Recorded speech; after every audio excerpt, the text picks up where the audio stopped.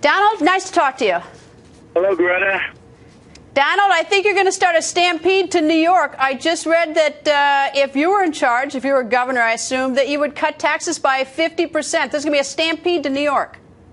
Well, the Republican Party and the leaders, they want me to run so badly for governor. We'll see what happens. There's such disunity. We have a top man in the Republican Party, Ed Cox, who's doing just an absolutely atrocious job in terms of putting the party together, and had a lot of losses. But we'll see what happens. But yes, I said that if I was governor, I believe we could reduce taxes by half.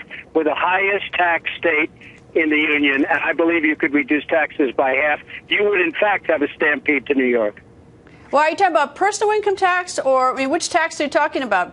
Well, I'm talking about generally speaking, and I'm also talking about fees. You know, New York, there's so many fees. There's fees if you turn around. If you look at somebody, you get feed to death. I'm talking about tolls on bridges. The bridges are unbelievable. $15 toll to Staten Island on the Verrazano Narrows Bridge. So you have people leaving New York all the time for Florida, where I am right now, and they're just leaving left and right. They're going to Florida where they don't pay tax. And you know, unless New York gets its act together, it's going to be, they're going to have a tough time. Well, I can't even imagine it'd be like a knockdown, drag-out fight with Mayor de Blasio, because he certainly is not in favor of cutting the taxes, at least not by 50%. But, I want to give him the benefit of the doubt. He's new in the office, and I just can't believe he's going to kill the golden goose. But New York is really at a tipping point, and if taxes go up even a little bit more, people are just going to leave even more so than they're already doing. It is a really dangerous precedent that he's creating. I mean, you just can't raise taxes anymore. It's not like people don't have a choice. They all love New York. I love New York.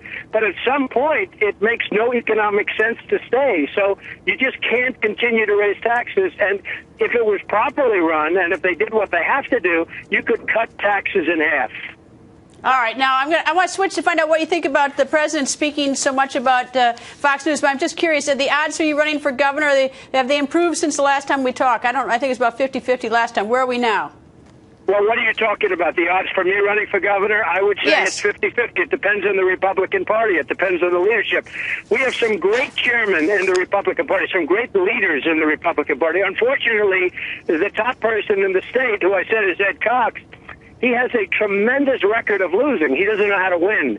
And he's got to get his act together. And if he does get his act together, it's a race that absolutely can be won. Because, you know, when you think of a soundbite that you have the highest taxes in the nation, that's not a good soundbite if you're Cuomo and if you're the governor.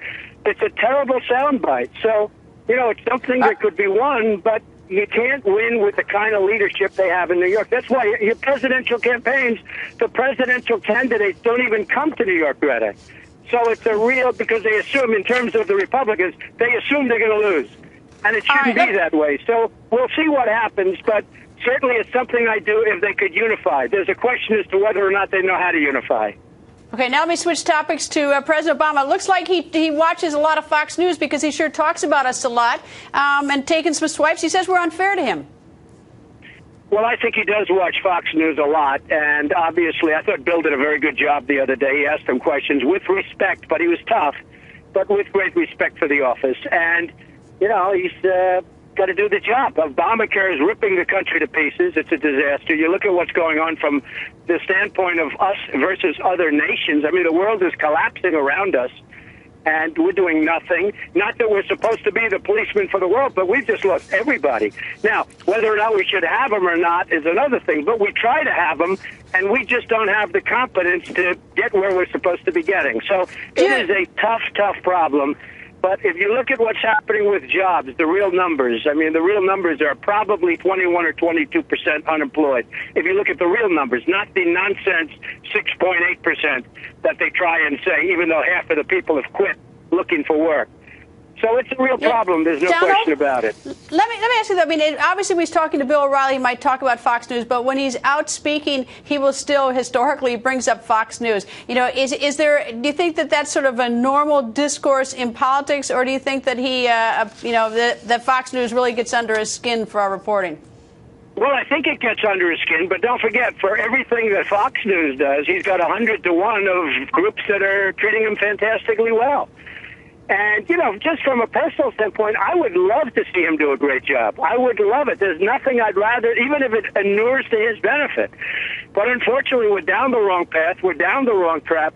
Every single nation that we do business with is taking advantage of us. We don't know what we're doing. And I don't just mean China. I mean every nation that we do business with takes advantage of this country. And it just can't be that way. You know, we're a debtor nation. We owe now $18 trillion. It's going to be $21, $22 trillion very soon. And we just can't keep going on like this because we're going to be a large-scale version of Detroit. Donald, always nice to talk to you. Thank you very much, Greta.